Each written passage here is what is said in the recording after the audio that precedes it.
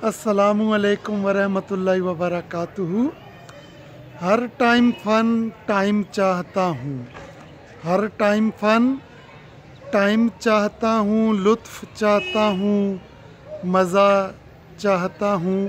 क्योंकि आजकल जो दुनियादारी है ना, हर टाइम हर बंदा ही ना फ़न ढूंढ रहा है, मज़ा ढूंढ रहा है। बस हर बंदे की ख्वाहिश है कि कुछ ना कुछ हल्ला गुल्ला लाइफ में, कोई ना कोई खूबसूरती, कुछ ना कुछ अच्छा होना चाहिए ना। तो ये मुख्तसर सी शायरी है। हर टाइम फ़न टाइम चाहता हूँ, लुत्फ़ चाहता हूँ, मज़ा चाहता हूँ। ज़रा सा तो दिल है मगर शौक़ इतना, ज़रा सा तो दिल है मगर शौक़ इतना। मैं हर रोज़ नया संग चाहता हूँ। रंगी नहीं है ज़िंदगी मेरी, रंगी नहीं है ज़िंदगी मेरी।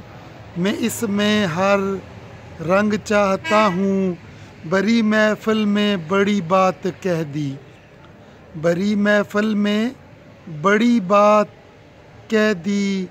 बड़ा बेअदब हूँ मैं, क्या चाहता हूँ।